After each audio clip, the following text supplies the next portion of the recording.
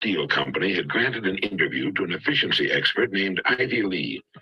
Lee was telling his prospective client how Lee's firm could help him do a better job of managing the company when the president broke in to say something to the effect that he wasn't at present managing as well as he knew how. He went on to tell Ivy Lee that what was needed wasn't more knowing, but a lot more doing. He said, "We know what we should be doing. Now, if you can show us a better way of getting it done, I'll listen to you and pay you anything within reason you ask." Good morning, family. Good morning, Coffee and Crypto community. I want to say thank you so much for popping on early. Y'all can go to the Discord, to the Telegram groups, to Twitter, anywhere, and let them know that we are going live. A lot of people on should be tuning in on YouTube. We're live on YouTube, so I want to say shout out to all of the YouTube family, the XRP army. It's definitely going to be in the building today, and I'm really excited to be able to interview one of the GOATs and someone who's becoming a legend in the game, Mr. Michael Branch. If you guys don't mind, just going to drop this link. Let's let everybody know, hey, we're about to have Michael Branch live on the call for an amazing interview. So just tap in. We're going to continue to listen to this audio entitled "The Master the Art of Time." You know, we talk about this a lot within our community, mastering the art of time and understanding that time stands for things I must experience. So welcome to the rabbit hole. Welcome to Coffee and Crypto. And I will see you guys in the next few minutes. Lee then said that he could give him something in 20 minutes that would increase his efficiency by at least 50%. He then handed the man a blank sheet of paper and said, "Write down on this paper the 6 most important things you have to do tomorrow." Well, the man thought about it and did as requested. It took him about 3 minutes. Lee then said, "Now number them in the order of their importance to you and to the company." Well, that took about 5 minutes. And then Lee said, "Now put the paper in your pocket. And the first thing tomorrow morning, take it out and look at item number 1. Don't look at the others, just number 1 and start working on it. And, if you can, stay with it until it's completed. Then take item number 2 the same way, then number 3, and so on until you have to quit for the day. Don't worry if you've only finished 1 or 2. You'll be working on the most important ones. The others can wait. If you can't finish them all by this method, you could not have finished them with any other method. And without some system, you'd probably take 10 times as long to finish them and might not even have them in the order of their importance. Do this every working day," Lee went on. "After you've convinced yourself of the value of this system, have your men try it. Try it as long as you like, and then send me your check for whatever you think the idea is worth." The entire interview hadn't taken more than a half hour. In a few weeks, the story has it that the company president sent Ivy Lee a check for $25,000 with a letter saying the lesson was the most profitable from a money standpoint he had ever learned in his life. And it was later said that in 5 years, this was the plan that was largely responsible for turning what was then a little-known steel company into one of the biggest independent steel producers in the world. One idea, the idea of taking things one at a time in their proper order, of staying with one act until it's successfully completed before going on to the next, of living one day at a time. For the next 7 days, try the $25,000 idea in your life. Tonight, write on a slip of paper the 6 most important things you have to do. Then number them in the order of their importance. And tomorrow morning, go to work on number 1 and stay with it until it's successfully completed. Then move on to number 2 and so on. When you've finished with all 6, get another piece of paper and repeat the process. You'll be amazed and delighted at the order it brings into your life and at the rate of speed with which you'll be able to accomplish the things that need doing in the order of their importance. Now, this simple but tremendously effective method will take all the confusion out of your life. You'll never find yourself running around in circles wondering what to do next. Remember, as you do, to live the best you can one day at a time. You need not worry about tomorrow or the next day or what's going to happen at the end of the month. One day at a time, handled successfully, will carry you over every hurdle. It will solve every problem. You can relax in the happy knowledge that successful acts make successful days, which in turn build a successful life. This is the kind of unassailable logic no one can argue with. It'll work every time for every person. The reason for writing down what you consider only the most important things to do is obvious. Handling each act during the day successfully is important to the degree of the importance of the acts themselves. Doing a lot of unnecessary things successfully can be pretty much of a waste of time. Make certain that the acts you take the time to do efficiently are important acts, acts which move you ahead steadily toward your goal. So often youngsters in school worry about a passing grade. They think of all they'll have to do before the end of the school year. Following this course of action, they can stop worrying completely and count on excellent grades. Freshmen in high school and college are frequently plagued by doubts as to whether or not they'll be able to successfully complete the 4 years ahead and graduate. 4 years seem like such a long time to them, almost forever. And this thought sometimes leads to a sort of giving up, a fear of failure. It was the great Harvard teacher and psychologist William James who said, in effect, let no student worry about the success of his efforts. If he will do each day as best he can the work which is before him, he will wake up one day to find himself one of the competent ones of his generation. Student, housewife, older person, or breadwinner, this plan works for everybody. It removes doubt, fear, and worry and brings order into our lives. All any of us needs to do is face each day as it comes, in good cheer, knowing that we have only to succeed today to guarantee our future. In this way, we'll move steadily ahead, growing more competent, more confident with the passing of every day. Others may seem to suddenly shoot up faster and possibly fall much farther and operate in spurts and fits, but it is to the steady that the rewards are eventually paid. St. Edmund of Canterbury was right when he said, work as though you would live forever, but live as though you would die today. Now try writing down the 6 most important things you have to do tomorrow, then number them in the order of their importance. First thing tomorrow morning, tackle number 1 and stay with it until it's completed. If something should force its delay, move on to number 2, but take them in order and finish them in order as best you can. Try not to get sidetracked by people or things in successfully accomplishing each act of your day. And there's nothing mysterious or capricious about achieving outstanding success. It's completely within our individual control and is absolutely predictable. It's simply a matter of doing certain things a certain way every day, and that's all there is to it.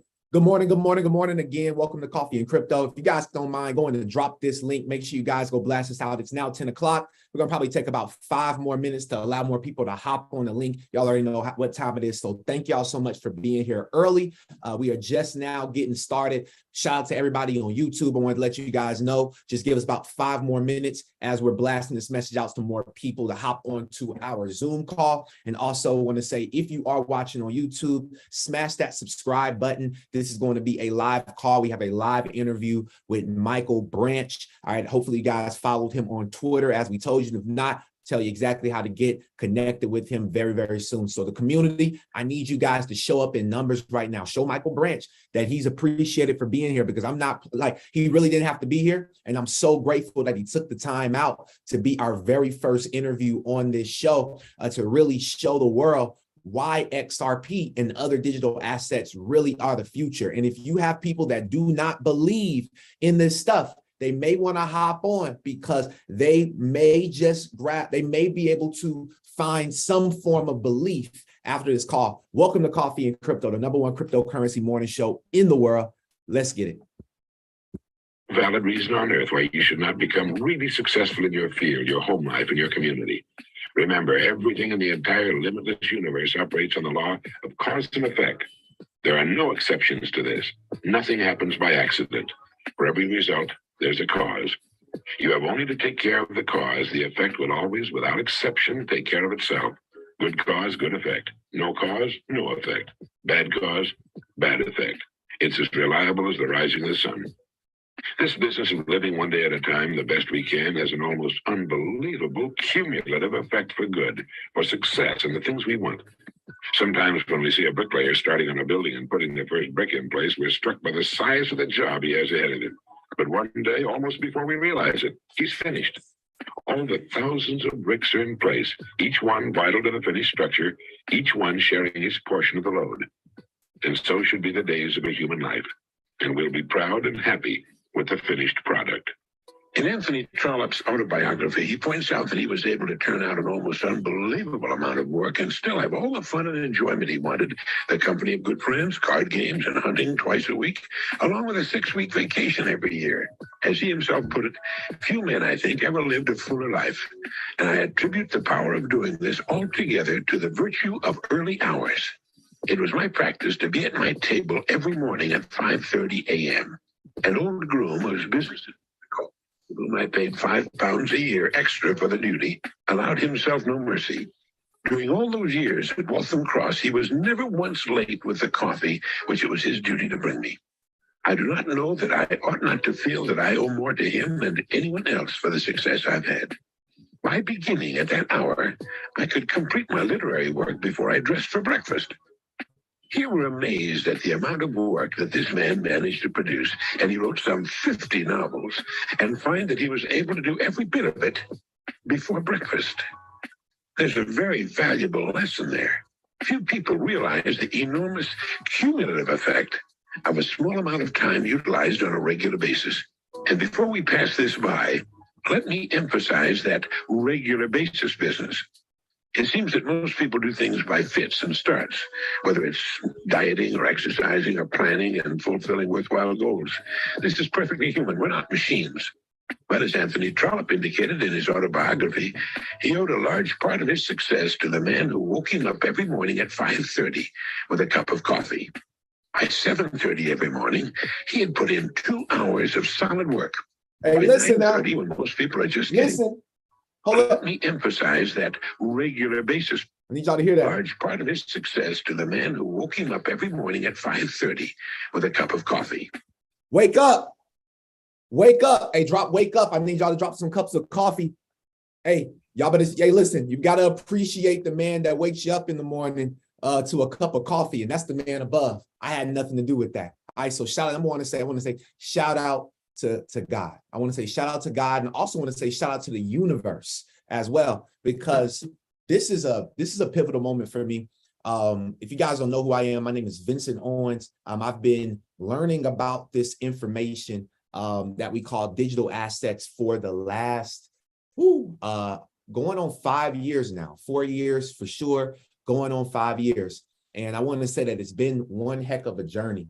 I've told you guys about my background before, and where I actually came from, and how I got into this space. I love to hear other people's stories, especially people who have created success for themselves and their family from something that really didn't even exist when we was believing. Like we were believing it, like for real, we were believing in something. I remember when I used to talk about XRP, I bought my first XRP on the beach in San Diego. I remember buying, I'll never forget. And when I bought it, I didn't really know what I hold. And now I'm just so grateful that I took the opportunity to buy it. I want to thank all my past mentors, all my mentors of today, and all my future mentors for helping me believe, because without their belief in me before I believe, there would be no way that I believe. And so I want to tell you right now is that I believe in each and every single one of you all. Every single one of you, I believe in you. I believe that you can run this race. I believe you can take this to the next level. And I also believe that we can get more people on this Zoom call right now. I believe that we can do better. So what I want to challenge you to do right now is to go and blast this out. I don't care where you drop it. All right, go and blast it. We literally have our first interview of Coffee and Crypto. Now, why did we create Coffee and Crypto? Coffee and Crypto was a call that was created, I think it was 23 weeks ago. All right, about 23 weeks ago, we've been continuing this call. We've been doing this. How many people have been around for the last 23-ish weeks? All right, 50 episodes. How many people have been around for all 50 episodes? And you've seen the growth since episode 1. And what episode wasn't even supposed to be an episode. This wasn't even supposed to be a podcast. The purpose of this call was because we have a private community that we're teaching people within the Secrets of Crypto and Money Mastery Academy how to do different analysis of the market, right? One of those analyses being technical analysis, right? Understanding how to read the charts, understanding how to get to the bag. And we learn together, right? But the other type of analysis that we're focused on is fundamental analysis. How do you understand the news, right? What is the news and how can the news help us? I need you guys to go and blast this out. I mean, I need y'all to really take ownership of this call today. This ain't my call. This ain't Michael Branch's call. This is your call right now. If you got somebody that you wanted to believe, this is your call right now. Go blast this out. I don't care where you blast it. I don't care if they get upset. I don't care if they're like, hey, you didn't have permission. Blast this thing, because I promise you, after today's interview, all right, we will know why. Okay, digital assets is important for the grander scheme of things. And we've been building up on this show because we've been talking about, we stick to a certain, I tell you, I respect cryptocurrency like I respect medicine. My background is medicine. I respect digital assets the same way that I respected the medical field, right? Or even the cannabis industry, which is another industry that I got started as an entrepreneur in California. So I look at both of these industries as something where you have to respect, and you got to understand that you can't know everything, right? We can all agree on that, right? You cannot know everything in this space, but what you can do is to master something, focus on something. And on this show, we've been focused on utility tokens. We've been focused on primarily, there's a lot of different utility tokens. There's utility NFTs, there's utility DAOs, all types, but we focus on ISO 222, all right? ISO 20022, which is one of the sustainability goals of the World Economic Forum, which is the ISO, their sustainability goals and initiatives that they are looking to push by 2030. So we are focused in investing into the future of finance, right? Like we could have went and talked on this show about metaverse. We could have talked about the NFTs, and I think they obviously all are interoperable. But we really wanted to take the time to really understand, how is our money, how is that going to be affected first? Because the financial industry is the largest industry in the world. There's no other industry that could be around without finances, without money, nothing. All right. So welcome to the Early Morning Money Show. And I'm about to go ahead and bring up a gentleman that I have a tremendous amount of respect for. I haven't known him personally for a while, but I feel like I've known him for a while. And the reason why is because I've been paying attention to his Twitter. I literally have, you can, on Twitter, I want you guys to make sure that you follow us both on Twitter. He will drop his Twitter inside of the Zoom. We'll also make sure that we drop his Twitter and all other information that he would like you to have at the bottom of the YouTube, this particular YouTube video as well, so you'll be able to connect in with him later on. But make sure that when you do follow myself and Mr. Branch on Twitter, make sure when you go and follow someone, you press that little bell next to where it says following. You want to make sure you press that little bell. That's what I did.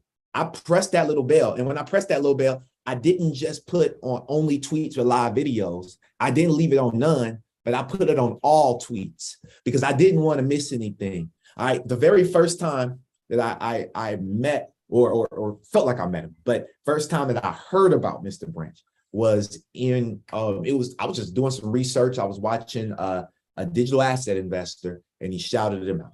And I was like, and I looked, and I was like, man, he looked like me. Like he looked like me. At the end of the day, he looked like me. And I knew that it wasn't a lot of brothers in the space. And it just felt good to see. It was like, it was like being in Mexico when I was in Tulum and you see a black person. You're like, bro, oh, hey, what's up, bro? Like, can nobody else speak English? So, I got a translator out for everybody else. I remember I was sitting there and I thought one lady, I thought she was actually black. I said, what's going on, Auntie? She said, hola. I said, hold on. I thought you was black. So, it feels good to see. I just want to say, to see another, that's what Twitter's like, man. You just don't see enough brothers on there that's really giving the game the way that he's giving it and getting retweeted by all of the legends out there. So without further ado, I just want to say thank you so much, Mr. Michael Branch. Can we give Mr. Michael Branch a warm welcome? Y'all know what to drop in the chat box. You know what to drop on YouTube. Drop those coffee emojis if you find anything, because we got to make sure that everything is hot. Thank you so much for being here, Mr. Branch. No problem, man. The pleasure is all mine. Can you hear me okay? Yes, sir. Can hear you. Definitely. Okay. Pleasure's all mine. I'm new to this whole interview thing. Not sure that I'm worthy of all the accolades that you said earlier, but I'm glad to be here and share what I know. Yes, sir. And I'm gonna tell you, I think that it's not about necessarily the accolades. I've just seen you've had a major impact on my life. So anytime I believe that life is energy and energy is life. So if you had a major impact on my life, I at least owe you the respect of high energy, because you too have been a part of my process of making money through this space as well, and believing, and I appreciate you. Awesome. No So I just want to jump straight into this this interview. This is really just a talk. I got a couple things written down, but I know I'm probably not going to read it honestly. But I just want to know about your background. You know, where were you? And you know, we're going to go through a journey. Where were you? Where are you? And where are you going? And when I say you, I mean you, but then also you also have cryptos deep in your heart. So, you know, just talking about that as well throughout the journey, I think would be very helpful for the audience, because we have people of different ages. You know, one thing that I admire is that Kentucky Fried Chicken, Colonel Sanders, he didn't make his first $1 million until I believe he was what, family? We went over this before. I believe it was 60. Was he 60? Yeah. He was 60. He didn't make his first. So may I first ask, how old are you, Mr. Branch? I'm 64. 64. Awesome. Yes. And so now leading up to that, and I wanted to lead with that quote that Colonel Sanders didn't make his first $1 million until 60. And we're not going to dive into your pockets. That's not our business. But we know that you're free. Right, you are retired. You don't do anything else. You just had a grandson. Was it? Yes. You just had a grandson, so a newborn. And you know, I just want to know, you know, how did you get here? Because there's a lot of people on the line that's going into their 60s, that are in their 60s, and they're still trying to find their breakthrough in the space that they really believe in. And people that are here right now that are up there in age believe in this space. And that's why I was like, you know what? For our mature audience, I really wanted to get you on here as the first interview, just to talk some real game. So if you could tell us about your background, sir, that would be great. Okay. I originally was a General Motors employee, and I didn't know anything. You know, I'm like everybody else. I don't know nothing about finance. Had a 401k. You know, you pay other people to handle your money, which now I think about that, that's totally absurd. But you know, and that's what you do. And then I retired, and it's a nice retirement. I didn't have the money I would have liked to have had to live a lifestyle I would have liked to live. And see, nobody ever talked to me about money. So I didn't do bad, you know, for a guy that didn't know anything about money. But one day I'm laying in bed and I'm just going on Facebook, and I saw an ad for how to turn $20 into $1 million. And I said, this guy's full of crap, but I'm going to listen to him. You know, I'm listening to this guy, and he says, hey, if you took $20 and you invested it in this digital asset, and if you could time the market, and he said nobody can, but if you time the market in 24 hours, the $20 would be $7,000. I said, okay, this is kind of like penny stocks on steroids. Okay, so I get the concept. He said, now if you took the $7,000 and you put it in this other digital asset, and it did this in 24 hours, and if you time it, you have $60,000. And he went on, and finally he said, and the third one, if you took the $60,000 and put it in this, in 72 hours, you'd have $1.1 million. I said, okay, this is penny stocks on steroids, like something I ain't never heard of in my life. And I had heard of crypto, but I'd only heard of Bitcoin. So I immediately got off that, and I started Googling crypto, and the first thing popped up was Bitcoin, but then XRP popped up. And so I kind of read what they were trying to do, and I'm a veteran, and I've been stationed overseas, and if you've ever been overseas and sending money, that can be a big headache, cost you a lot, they can lose money. And when I read that, I remember the thought I had. I said, if this ever gains traction, this is a game changer. And I had invested in some silver. As a matter of fact, I had taken my entire 401k out in 2009. After reading this book, Rich Man, Poor Man, How to Invest in Gold and Silver by Mike Maloney. I took all my 401k. Say that book one more time. What was that book again? Rich Dad, Poor Dad, How to Invest in Gold and Silver. And the author is Mike Maloney. Okay, thank you. And it's basically a history of money, gold and silver. Silver was the poor man's money. That's what he interacted with every day. Gold was the rich guys. And it talked about some of the same things, like we print money now that dilutes the purchasing power. Well, back then, they added tin and copper to the silver to dilute it, to make it go farther. So a lot of parallels. So I read the book and I was panicked when I got through because I thought I'd missed the boat. But anyway, I took some of the silver and I cashed it in. And my first batch of XRP, I can remember it was 18 cents. I bought $500 worth. It was 2,777.77. That's what my first purchase. That was the second week of September 2017. And I began to just voraciously find all the information I could find on this because I knew something about investing by that time, but I don't invest in stuff I don't really understand. That's a really good way to lose money. And over the years, there started to be guys on the platform that would talk about, I think Digital Asset Investor was one of the first guys around 2018. I started listening to him, and then Brad Times came out with the Money Channel, some more guys. And so I just began to go on this search because I said, if I'm going to put my money here, I got to really, really know what's going on. And that started my journey to now. I do that 7 days a week, all day. Wow. I wake up every morning at 3 a.m. and I start to see what's out there and I put it out. My goal is just to take the information I find, put it on platforms where they have a big viewing audience and just get the information out. It ain't about followers. It ain't about none of that. It's just getting the information out. And that's a little bit of my background and how I got in, started. I love it. And I love it. And I think that obviously the followers are going to come, right? It's not, they're going to come as you grow, as you get better, as the information becomes as the news starts to push this stuff out, more people start to search for XRP and all of the videos and all the hashtags that we've done in the past, they definitely won't go in vain, but these people will find these things and they'll start to study the same way as, because I believe that the way that education is going, I believe that education, one of the biggest forms of education right now really is like social media. And it's educating you either in the right way or the wrong way. And just like most things, it's more wrong than there is right. And so it's great. And that's why I was grateful to come onto your page. I know you've been doing this for a while and I just now found you, and so it's a good thing. And so I wanted to talk about a few things before we move on. You talked about you taking your 401k out in 2009 because you read the book by Mike Maloney.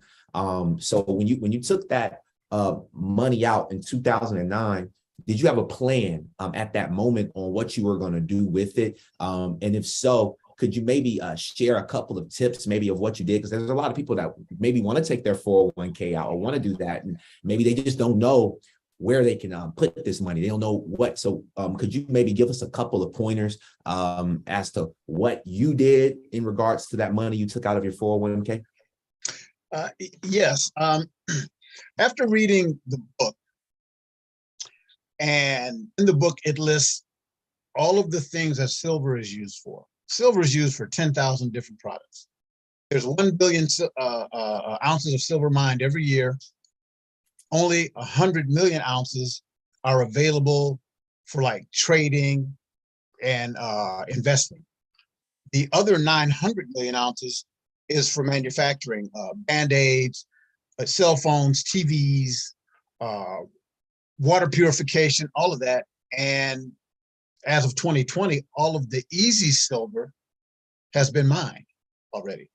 So according to the book, there's going to come a time, and I read the book in 2009, I think. So when the USGS said by 2020, all of the easy silver mine will be gone, I said price appreciation. And so, and as the price would appreciate, they had some numbers that they thought it might go to. And so this was my plan. I said, well, every day I look at my 401k, it's on fire and I'm losing every day. So I said, this is my plan. I'm going, since they're not making any more silver, I'm going to pull out my entire 401k. Once I run it by my numbers person to see what kind of hit I'm going to take. And I said, and I'm going to buy physical silver and put it in a safe. I'm not going to buy the paper silver because if you don't have it in a safe, you don't own it. And so that's what I did. I bought as much silver bullion as my 401k would muster. I bought in the safe, and I put that all in the safe, and I was going to sit on it. And so from 2009 to 2011, I purchased my first silver at about $10. Silver went up to $50 in 2011. Woo! So I made 5 times what my 401k was worth. And at that time, I wasn't really, I didn't know a lot about up and down, take some profits, that sort of thing. I said, Right. I'm holding on to it because I know silver's going to be scarce. And when Apple can't get enough silver to make an iPhone, yeah, that's where we're going to be. Silver went back down $30, then it went all the way down to 20 some dollars. I think it's around 26 now, something like that. But Okay. the plan was to sit on this until silver began to get scarce, and then make some sales as the price began to appreciate. Okay. And then I ran into cryptocurrency. Yeah. And it was lights out. Oh yeah. Oh yeah.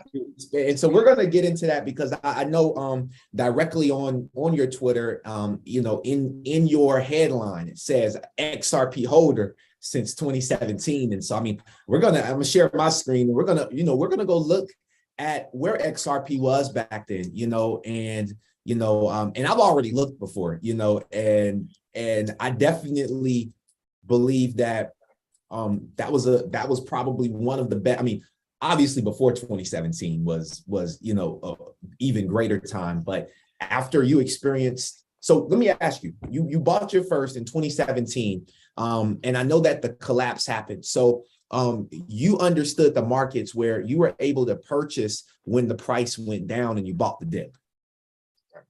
Okay. Right. Perfect. A lot of people bought it at the top, and that's what I tell people now that, when I was telling people last year, buy XRP, and it was at $1.20, $1, whatever, people were buying it then. And I tell people that that's just the entry that you got into, be grateful, but it's a lot of people that got scarred from buying at $1.20 to where it is today. So, I guess I would love to hear about, I know that you got into this industry based off of what you heard from the guy who said that you could take $20 to $1 million.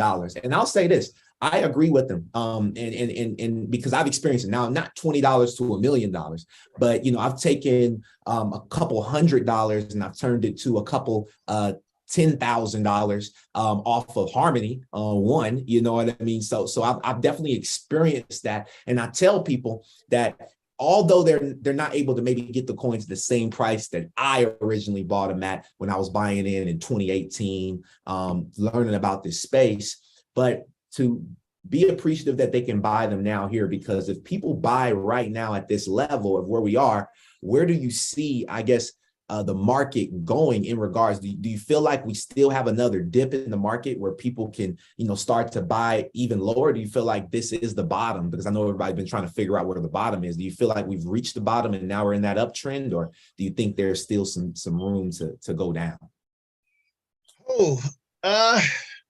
Okay. This is what I think. Okay. Based on my own personal research, there are a handful of TA guys I follow.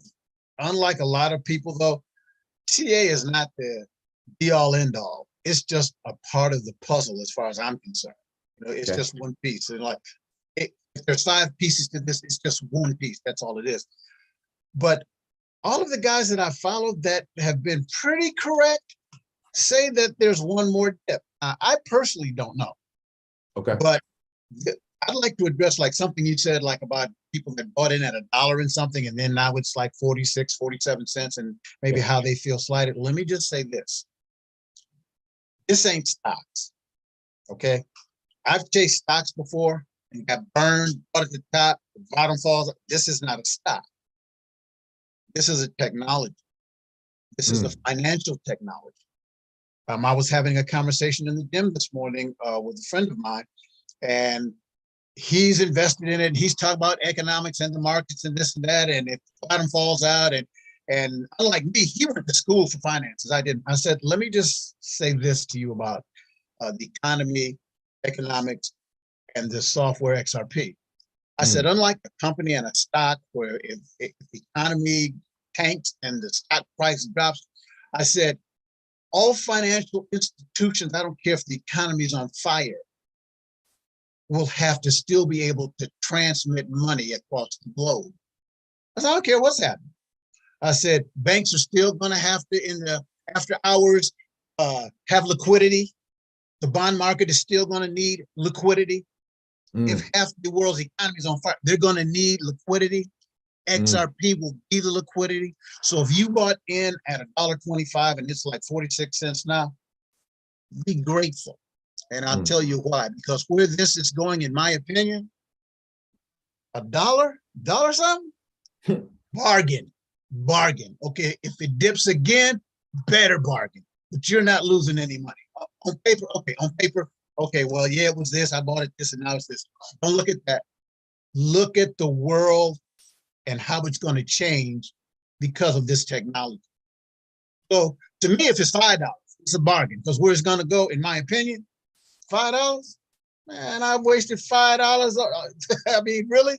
I mean, is that where we go? So yeah, this is world changing. This is absolutely world changing. And I sent you a video yesterday, and maybe you haven't had time. I was going to play it. I've watched it multiple times. I was going to say, going to get into that video. That right there. Oh yeah. Confirmation all day. Yeah, look, and you texted it to me. I know you sent me stuff on Twitter, but you texted this, and I said, I want to make sure you got that, brother. No, and we're gonna make sure we play that video because today is heavy on the XRP. You know, we're heavy on the XRP. And I'm gonna unmute the chats.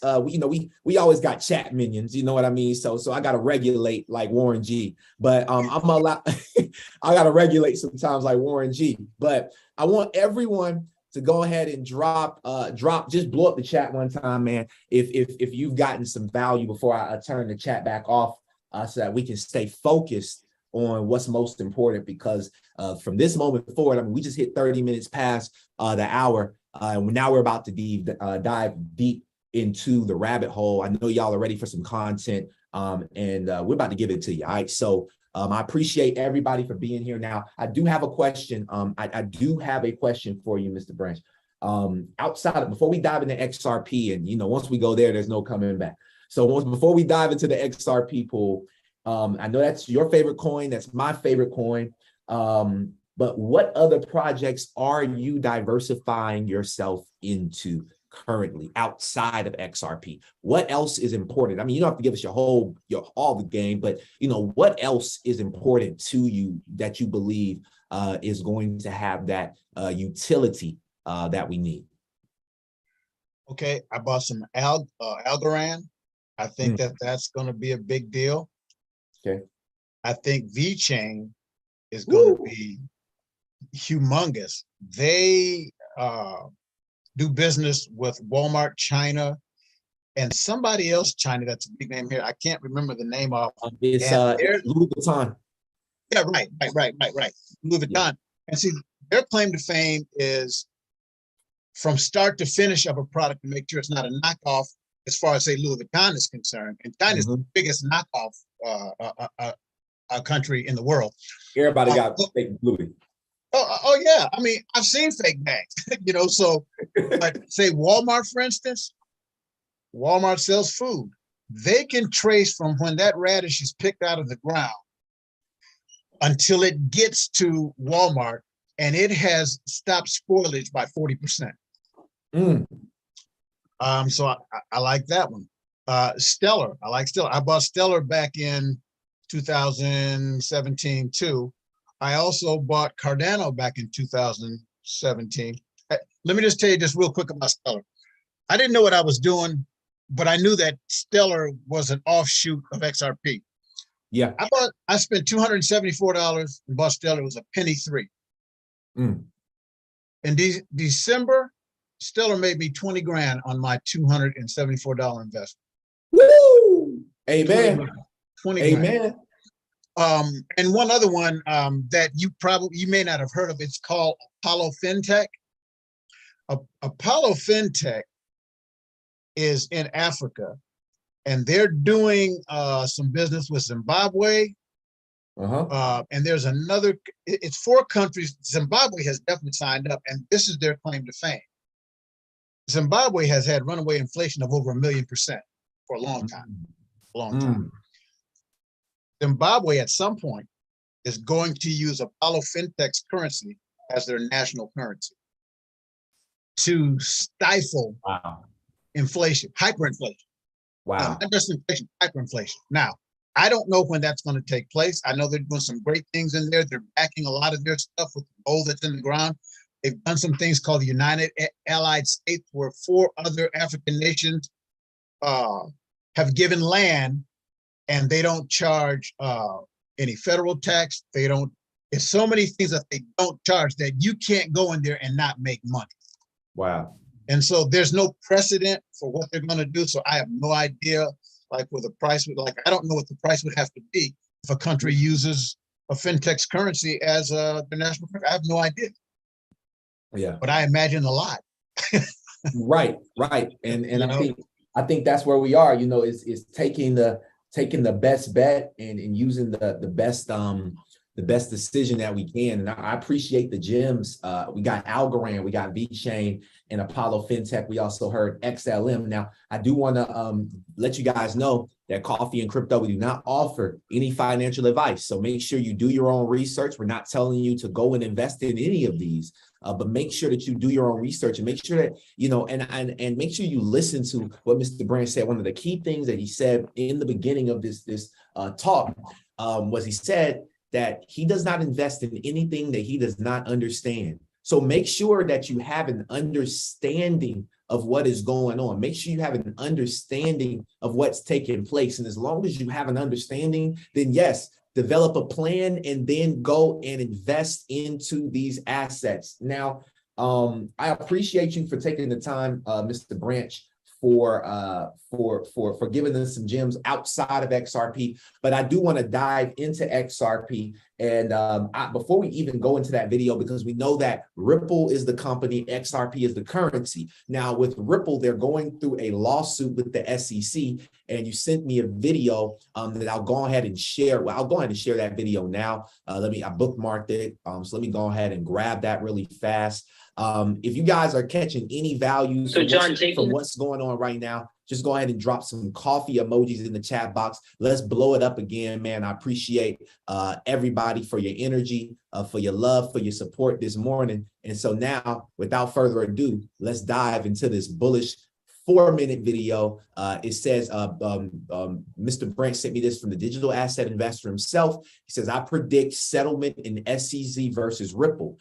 If that's going to happen, it happens within 90 days of when they were forced to turn over the documents. According to John E. Deaton, after watching this clip, I'm convinced we get a settlement and never see the Hinman docs. All right, this was a link to interview, which you guys know exactly who Link2 is. And if you don't, this is where you can go and purchase pre-IPO Ripple stock, pre-IPO Uphold, and so many, I believe Gemini, and so many other companies out there. So listen up to this video, and then we'll be back real soon.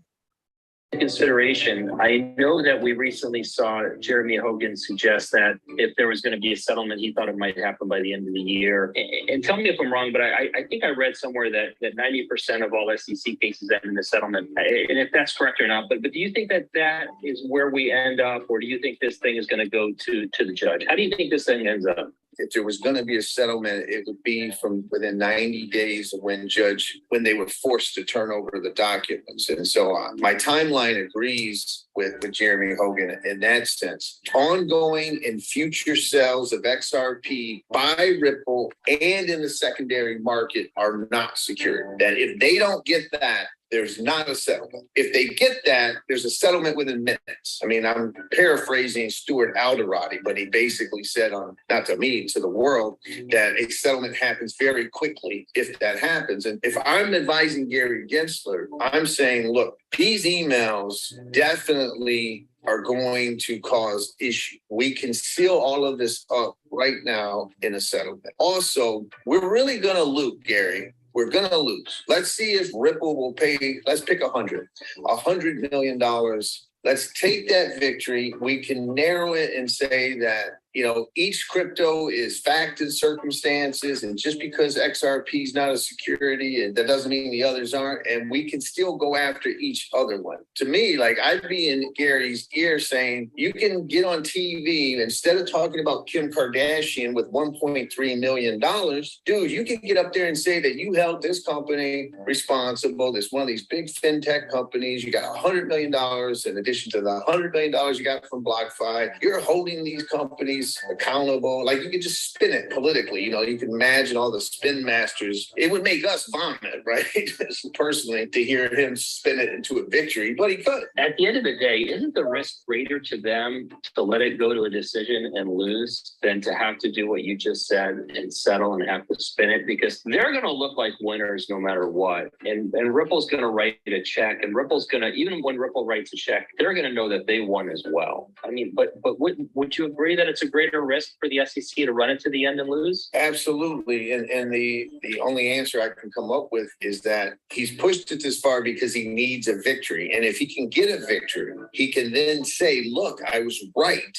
These cryptos are securities. But that's why somebody has got to get into his head and his ear and make him pay attention to the fact that they're not going to win at summary judgment. The SEC, there's no way Judge Torres is going to grant them summary judgment based on the way they pled the case. The XRP affidavits that Ripple submitted, which is almost 3,000 affidavits that talk about non-investment use, not knowing who Ripple was when they acquired XRP, those are factual issues that a jury could decide. If they're going to go with this theory that every acquisition or purchase of XRP is a security, then that means there's no non-investment utility behind XRP. But we all know that's not true. So they're going to lose. And the best they can hope for is the judge says, well, we got to have a jury trial on certain issues. If you're a politician and you're giving a guaranteed victory, public victory, or your enforcement lawyers are saying there's like an 80 to 90% chance we're going to lose, Gary, what does the politician do, right? He takes the guaranteed political win. And so that what makes me think that it should say.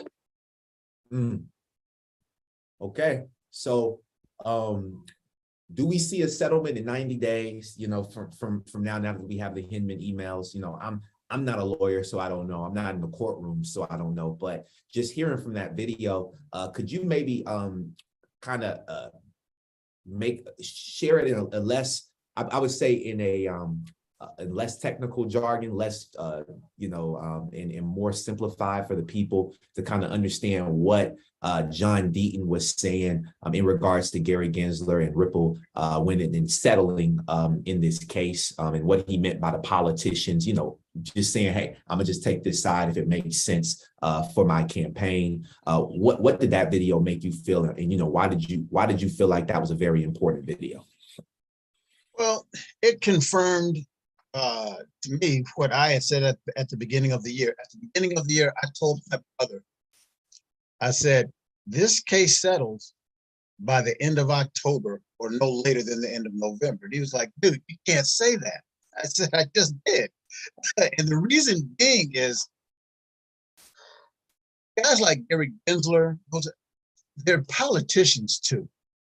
You don't want to look like a loser. Okay?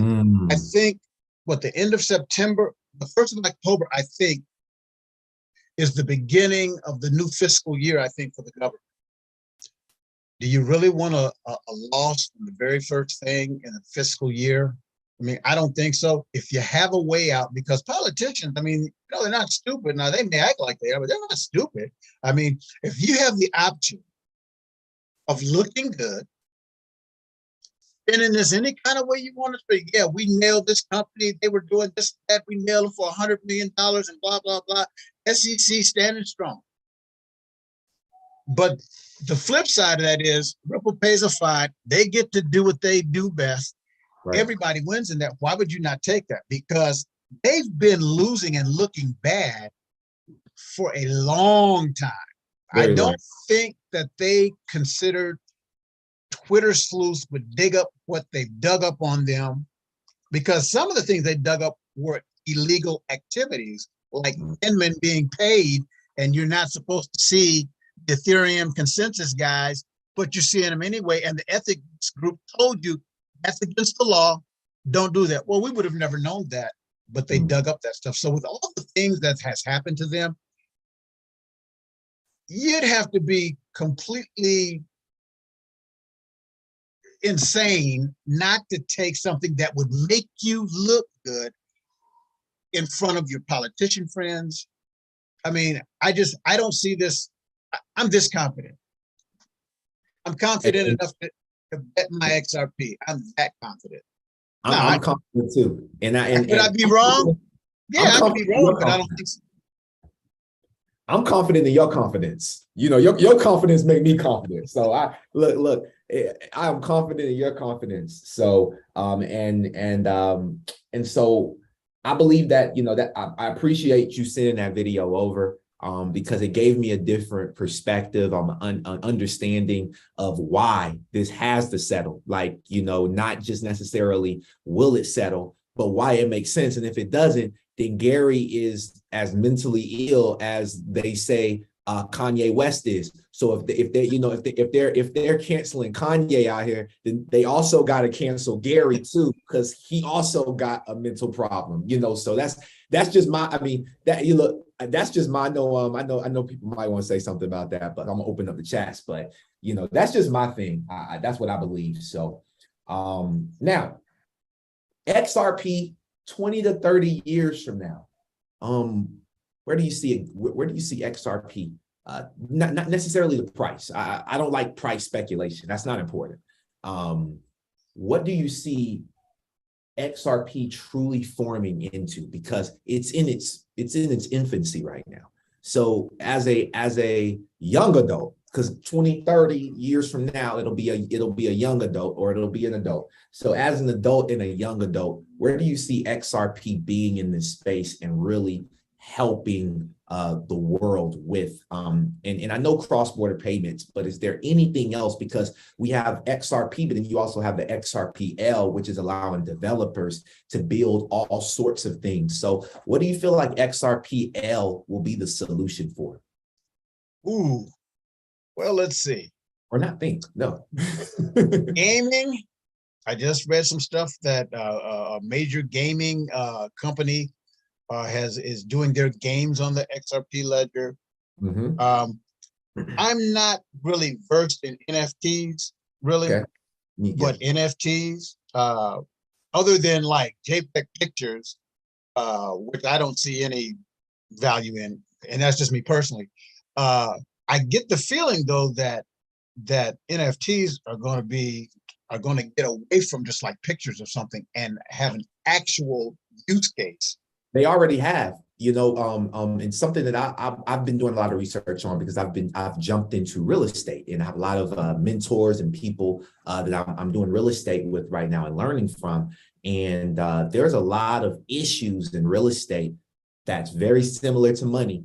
So tokenizing real estate is a huge thing. And I believe that XRP Ledger will be one of those systems that will allow for NFTs to integrate into tokenization of real estate. I would say even farmland. You know, I was telling someone, I was like, hey, imagine this. Imagine you and I, let's say you love cannabis and I love cannabis, or you love hemp and I love hemp, or you love coffee beans and I love coffee beans, right? And so understanding that we have this kind of love for these things that are similar, what we could do is we could tokenize a cannabis farm or a dispensary, and now it evens the playing field where more investors can purchase into these tokenized securities, because now we're moving in securities tokens, right, and stuff like that. And so it's a really exciting time, and I believe NFTs is big, and I don't want to go too deep into it, but that's something that I do feel like NFTs will be used for,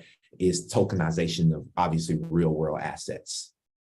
I totally agree. I read some stuff a while ago that anything of value will be tokenized. You'll be able to own a piece of Van Gogh. They'll tokenize it. And let me just run some numbers by you just on the money aspect. You mentioned real estate. Real estate's a $217 trillion market, I believe, globally. Here's 4 markets that are worth over $5 quadrillion that XRP is going to affect. PSP market, which is a payment service provider, that's like credit card, that's $1 quadrillion a year. SWIFT market, that's $1.25 quadrillion a year. The Forex market, that's $1.25 quadrillion a year. Derivatives, that's $2 quadrillion. Matter of fact, in 2020, BTCC settled $2.3 quadrillion in derivatives. That's just 4 markets. That's not gold. That's not precious metals. That's not anything else. That's just that. That's about $5.5 quadrillion. Imagine XRP getting 10% of that. Just 10%, wow. Which in my opinion, will be a lot more than that because there's no technology quite like that. But let's just say 10% of $5.5 quadrillion. I mean, and that's just the money aspect. Wow. I mean, that's just that. So where this can go, I think in 30 years, I think everything and anything that is of value will have access to the XRP ledger. Whatever that is, whatever that is. Basketball teams, baseball teams, football teams, maybe the Emmys and the Grammys. I don't know, anything of value that people put value on. You'll be able to tokenize that and it'll run across the XRP ledger. And the little guy, I think his name is Quincy Jones, the little black guy that's a coder. He said this. Somebody asked him on an interview, I just saw it this morning, asked him about price and stuff. He said, look, you guys are too hung up on price. He says, right, if you run $100 across the XRP ledger, the XRP price would be $100 to make that transition smoothly. He said, if you ran $1 million worth of value across the XRP ledger, XRP would be $1 million to run that across the XRP ledger. Now he's a coder. He works for R3. He said, so what if you run $1 quadrillion and then $500 trillion worth of debt too? And he never said what that would do, but I got the inference of what he was talking about. So when I look at price, I don't like give it a price because I think anything that I would try to come up with based on what this is going to do would be lowball. I just know this. You bought XRP at $1.25. You ought to be thanking Jesus and giving worship and praise this morning because you got a deal. And that's where I sit on that. Major deal. Now the XRP, so there's 55% of the supply was locked up in escrow originally, right? And so they unlock where they release some of that every so often until it's at zero, right? That's the goal. And so that's how they kind of hedge against too many people owning all the coins, right? Okay, cool. That's the fairness part of their white paper. Perfect. So as of now, there's 44 billion. So over 10 billion has trillion, excuse me. Was it trillion? Billion. So there's 44 billion, I believe, that I saw last night when I was doing my research as well. 44 billion is locked up in escrow currently, or however much it is. What do you feel? And I have my own feelings about this because we're obviously going into a recession and we're in a liquidity crisis. If they use XRP as the technology to save the day, and they open up this liquidity, do you believe that they will unlock all of this liquidity at once, or do you feel like they're still going to kind of drip it out over time? Or do you feel like there'll ever come a time where they just unlock all of this liquidity to help save the world? I saw a tweet on that earlier from a gentleman named JV on Twitter. You know, he lives here in Atlanta. I've been DMing him, talking to him, and he's really you know, a great source to kind of just look at and learn. But how do you feel about that particular statement that XRP should just unlock it all at once and save the planet for the banks? Personally, I don't think that you would need to unlock it all to fix whatever liquidity problems there are, according to what I've heard from David Schwartz. Okay. The way that the escrow, I mean, it's put in place to where Ripple, the company, can't go in and just undo some stuff and just have access to it. Right. However, there is a deal with the Treasury, bond market. All major economies like the US, Japan, they're backed by a bond market. Okay. Bond market right now is very illiquid. Ripple, Ripple the company is having a meeting with the Treasury. Why would they have a meeting with the Treasury? I bring that up to say this. This is what my own personal opinion is. If things get really, really bad in the bond market, I think the Treasury will make a move and Ripple will have to give up some of the escrow to the Treasury to keep things going. Now, everything that David Schwartz has said, Ripple can't, the price of Ripple can't go up gradually. And the reason he said that, he said, if that happens, he said, first of all, for it to be liquid like we need it, the price has to be high. Now, I'm not a coder, so I don't know why that is. That's a direct quote from David Schwartz. He says, in order for this to work, the price has to be high. He says it can't gradually go up. And somebody said, well, why? He said, because if it starts to gradually go up, guys like us, we holding on to it, we see it going up. Well, I ain't selling, I'm holding on to it. He said, that'll be a problem for liquidity. It has to be something like you go to bed one night and you wake up and this is the price. Okay. Ripple, like I said, is meeting with the Treasury. I had just read that the Treasury is having major issues with liquidity. And I'm like, why is the Fed having major issues with liquidity? Then I see a video that someone sent me of a guy that knows a guy, and they're talking about Ripple, and they're talking about the Treasury. And the guy's friend goes, yeah, we're meeting with a company called Ripple. And the guy goes, I don't even know what Ripple is. Isn't that a wine or something? And the guy that's telling this, he's freaking out. He goes, no, Ripple is a fintech company. Why would the Treasury? He goes, I don't know. He goes, we make liquidity happen for governments. We don't do small stuff. This is the guy that's having the meeting with Ripple, apparently, allegedly. He says, so we're meeting with Ripple and we're meeting with the Treasury. And an update on that video was they haven't met yet, but the meeting is still scheduled. Now, I wouldn't have paid any attention to that video at all, but I did read where the bond market was the brakes were being hit on in the bond market because it was illiquid. And I do know that XRP would fix that in an instant. So can I say as gospel that the Treasury and this guy and Ripple are meeting? No, I can't say that. I mean, I can just say what this guy said, but it would make sense to me after reading the information about the bond market. And so getting back to your original question, no, I don't think they'll ever just release it all and just flood it. That would make the price go way down. If the price has to be high to be used, you want to keep things kind of tight on that. That's just my opinion. Yeah. So, and I felt the same way this morning when I read, I believe I read that tweet correctly, but if I'm wrong on the tweet, my apologies, but there's a lot of people that still tweet things like that for surely on Twitter. And I just wanted to get your perspective on it. So thank you.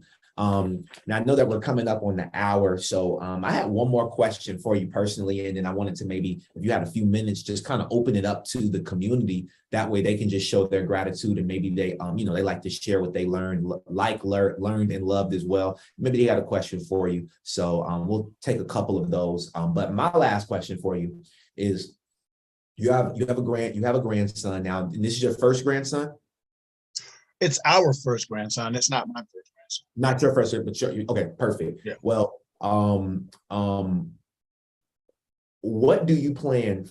How will digital assets and the way that you are invested into this information, how will that change the trajectory of what do you see this change? How do you see this changing the trajectory of your grandchildren and your great grandkids and above and beyond that? How do you feel like you positioning yourself today will really impact them? Because I know that and my mom's on this call as well, and my mom, she did what she knew, and she did it very well, but she wasn't an investor, you know that, and there's nothing wrong with that. She just wasn't an investor. Right. She didn't have nobody like me that could talk her and say, hey, this is what you need to be doing, right? So with saying that, I know that if my mom had invested in 2001, 1999, 1995, 96 into Web1 companies, we'd be positioned way different than where we are today. So how do you feel like it's really going to change your trajectory of your generations to come? Well,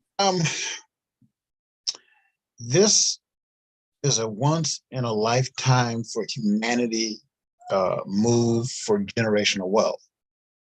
What I have done is I have Googled firms that handle old money and how they keep the family wealth together for generations, no matter what happens economically, globally. You know, I have a few of them saved on my computer.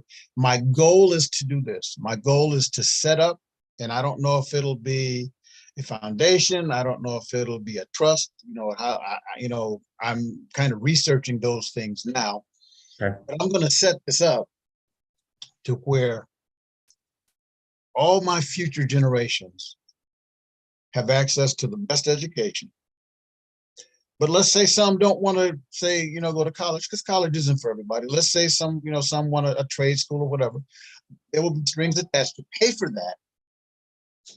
Once they meet certain criteria, there will be monies allocated, whether it's monthly, whether it's quarterly or whatever, to help facilitate them to get them to a certain level to where money is never an issue again. And part of the strings attached that will be they will have to go to a school to learn about money.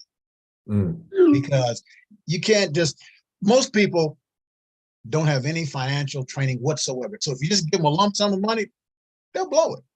I mean, I've seen that happen so many. I've had relatives that ran into some money. 2 years later, they're broke. And it's because they had no knowledge on how to handle it, how to use it, how to make it work for them. And so that's kind of like what I'm looking at right now with all of my children, my grandchildren, and just set it up.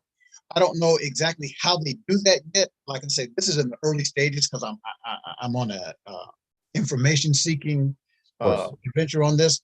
But that's what I'm going to do. I'm going to set it up just like the Rothschilds have their setup, just like the Rockefellers have their setup, and that's what we're going to do.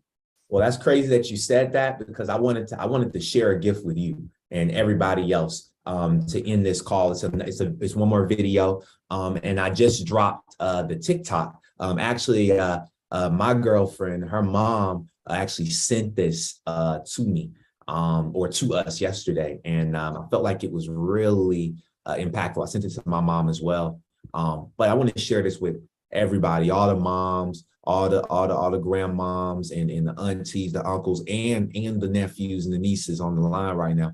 I want you to listen to this really fast. Who created a living trust to hand it down through their legacy?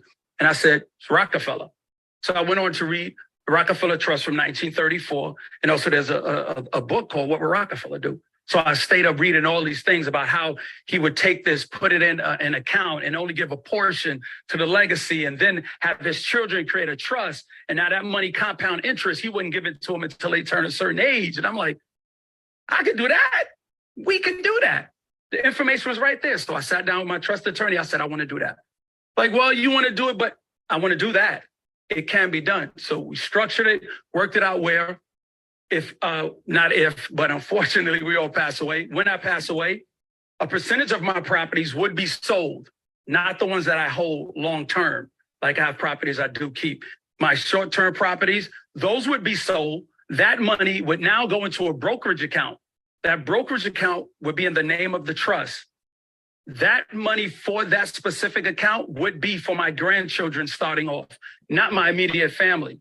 My immediate family would get my life insurance policies, which millions of dollars policies, and the main properties that I hold. So they're taken care of. But we need to start thinking about the grandkids, the great grandkids, those generations. How do you start their growth? You start their growth by putting that money in a brokerage account, and they don't get that money until they turn 21 years old. So let's use the example of $1 million. I put $1 million in a brokerage account for my grandkids. They don't get that until they turn 21, getting 6% interest. 6% interest, they say that's 21. So that money turns into about $3.8 million for my grandkids. My grandkids, they wouldn't get it all. They would get half, about 1.6. So I leave 1.6 in there for my great grandchildren for 21 years. That now turns into about 3, 4, 5, 6. That turns into about $6.7 million for my great grandchildren. They don't get it all, they get half. So now it's about about 2.3 stays in for my great grandchildren. So they get about $8.1 million. You see how that happens? That's compound interest over 21 years. So we have to look at that number. But what makes the trigger and the explosion even bigger is the fact that what Rockefeller did is that was just his trust. What he did was now each child opened up a trust. So now his children had a trust. So he would pay his grandchildren and his children would pay them. That's twice. So now his children, then his grandchildren have a trust. So his great grandchildren would get paid 3 times. So now if we look at Rockefeller Trust paid out now 11 generations and counting continuously. And what he also did was have a life insurance policy on every person in the trust, creating his own bank. And now what does that do? This is my structure also. Any one of my children or grandchildren want to start a business, what do? Talk to the trustees. And now you borrow money. We become our own bank. So when someone dies, that money goes into the trust. You pay, when you get the policy, you pay it outright. So now that money is available in the trust. So now also what I did was I retweaked my trust last year, and it was 21 that I wouldn't give them money. I changed it. I changed it where they get money at 18 and they can have a business started at 11. You know why? Because now with technology, kids are now figuring out new ways to start a business. I looked at. Sheesh. So I want to say shout out to Earn Your Leisure. They had me speak at InvestFest, and also shout out to Storm Leroy. I got to meet him quite a few times at InvestFest, and the guy is off the chain. So if y'all don't follow Storm Leroy, make sure you follow him as well. He's in the real estate space, definitely a GOAT. But man, this was an amazing call, Mr. Branch, and I just want to say thank you so much from the bottom of my heart for being such a pivotal moment in shift in my career, because now I'm an interviewer. I've never been an interviewer before, but now I can officially say I'm an interviewer. So I've added a new thing to my resume. Shout out to Mr. Branch, and shout out to the coffee and crypto community. And what I want to do now is I want to pass it over to my team. If you're on YouTube, I know you may have questions. Make sure you drop them in the comments below. Subscribe, turn on the notification bell. And if you want to join our private Discord group, you can click the link in any of my bios, any of the bios that's on you, or the bio at the bottom of YouTube. And you can also subscribe to our Discord group.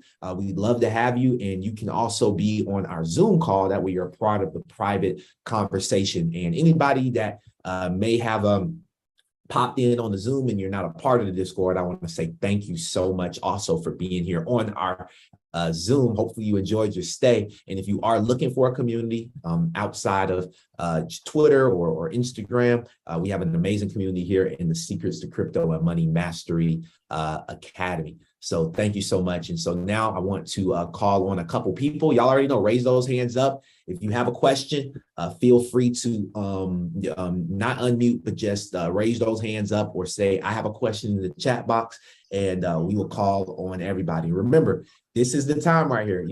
This is the time for you to ask your questions, and we're looking forward to it. So with that being said, Ms. Sharon, the floor is on you. Let me go ahead and bring you up. Okay, Michael, thank you so much for this information. It's been very, very helpful. And, as far as the family bank, family vault, I work for a company, and we do that. As actually, I just sat down last night with a young lady, and she wants to do generational wealth. And so I kind of do that. But thank you so much, because actually Vincent I'm one of those older people, in my late 60s, and Vincent has really been the pivotal point for me, especially in crypto. And I'm telling you what, I'm on fire for crypto. I love it. And so I just want to thank you so much for coming on and giving us all of this information and these little nuggets. And to you too, Vincent, thank you. Thank you, Ms. Sharon. Appreciate you. You're very welcome. All right, next up we have Tammy Davis, who is my mom. I'm gonna go ahead and ask her to unmute. And feel free, anybody that got questions, feel free to raise those hands up now. Hey, good morning, everyone. I would like to also just thank Mr. Branch so much for taking this time. Thank you for taking your time out with us today to give us all these wonderful gems. I appreciate it. I did learn a lot about things that I had questions on, especially about buying silver and what to do with it. I've been talking about this a lot with a friend, and so I do appreciate that information as well. Also, what to do with my retirement, the 401. I really appreciate your time, so I just wanted to thank you. Thank you, Vincent. You're welcome, Mom. You know it. Y'all give me 1 second, and I'm actually going to drop his Twitter. Trying to find the easiest way to do it, but I'm going to drop his Twitter. There it is. Share profile. More. Give me 1 second, y'all. I'm just trying to figure out how to share this profile with y'all real quick, or maybe he'll type it in before I do. But actually, I can just copy and paste. Let me stop being crazy. I can copy and paste this. There y'all go. Boom. There y'all are. That's Michael's Twitter right here. So you all can go and copy and paste that. I thought I would be able to do a clickable link, but just copy that, paste it into Twitter, and you'll be able to find him as well. Next up, thanks, Mom. Next up is Mrs. Zuli. Mrs. Zuli and Billy, I saw you. So definitely, unless he disappeared, I think he might have gotten kicked off, but he'll be back on. So Mrs. Zuli, let me go ahead and bring you up really fast. Give me 2 seconds. Boom.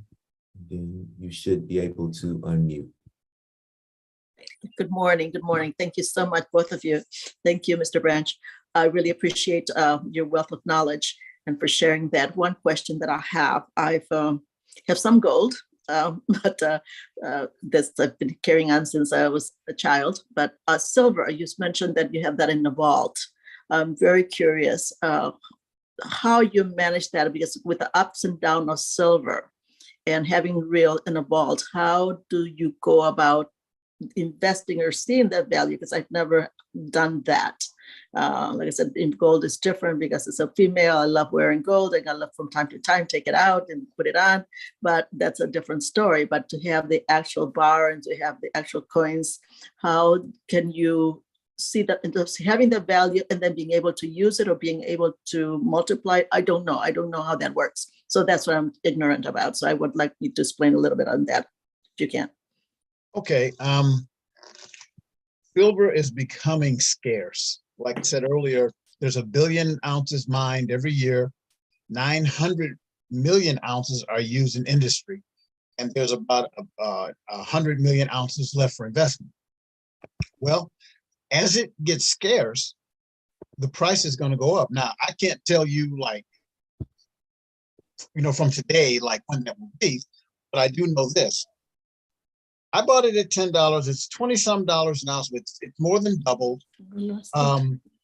As the miners find it more difficult to bring silver to the market for manufacturing and industry, they're going to be looking for silver. Now, I've been in the silver market since 2009. If I had to make an estimate based on my own personal research of about how long I think it would take for the silver price to be impacted, I would personally think within the next 3 years that the price would majorly do something, because everything we just about do has silver, and all of the easy silver is gone. And so it's like, it's inevitable that this happens. So what I do, I just sit on it. I have it in my safe. I have certain price points that when it reaches that, I'll sell some. Then if it goes up a little higher, I'll sell some of that then. And that's what I'm doing.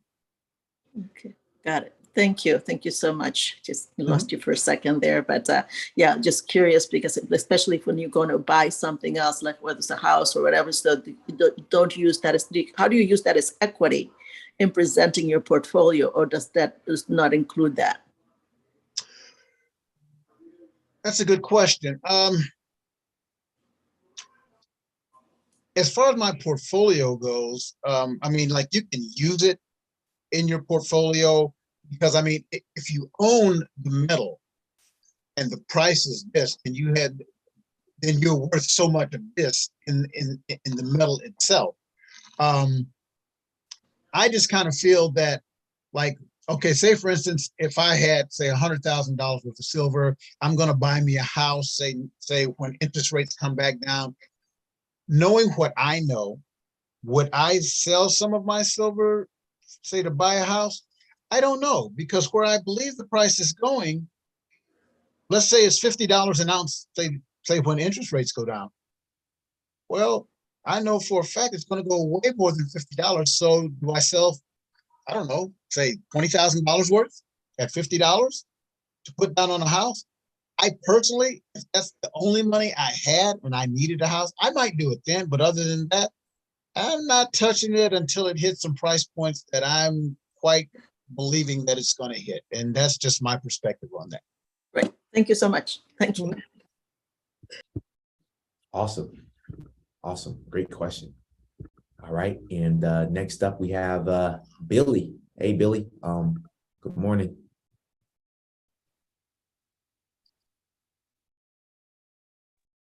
Good morning, guys. How you doing? Doing well, Billy. Good. Mr. Branch, thank you for coming on. You know, I guess we're in the 60 plus club. We need a 60 plus podcast with Vincent and Mr. Branch. We could call it Mr. Millionaire or something, because I'm self-employed. I sat in all those business meetings with all those young startup individuals talking about saving money for retirement. I just thought I was going to make enough to have. I was going to be the entrepreneur to keep it going, having cash flow and having the money. So I haven't had a job since 1987. I've suffered some because if I'm not after getting it, then it's not being got. So got into crypto, and I saw some millennial people talking about it, and I didn't know Vince and all these young millennials, half my age, talking about it. But you know, you and I have already done the gamut. We're looking at the next 50 years of our life, and you know, we want to be secure in our retirement home or wherever we are, without the burden of our kids having to deal with us. And it's so expensive, so expensive. So we dropped $280,000 on keeping mom for 6 for 6 years in the facility. I mean, it's some huge money.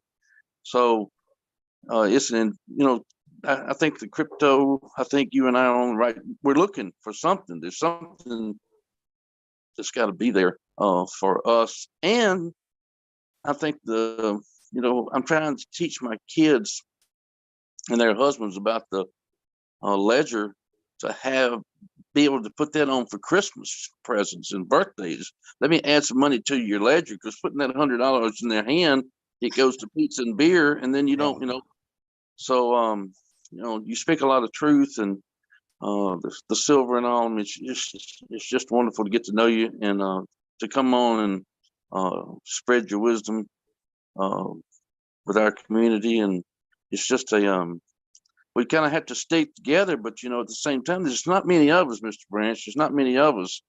There's a lot of people talking smack, but there's not a lot of people who are really putting it into practice.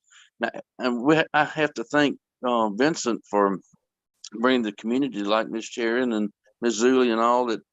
We're all trying to get this space. If I could get them to stop playing the rap music, these songs, I can introduce my church friends to them, but I can't. It's so hard, I have to learn myself and be the leader. And that's what you're doing. So I appreciate your leadership. I appreciate Vince's leadership and stepping up. He doesn't play any games. He doesn't laugh a lot. He doesn't talk a lot about smack. He just gets right to it. I'm glad he found you. God bless you, and thank you. Thank you, Vince. Thank you, Billy. Appreciate that.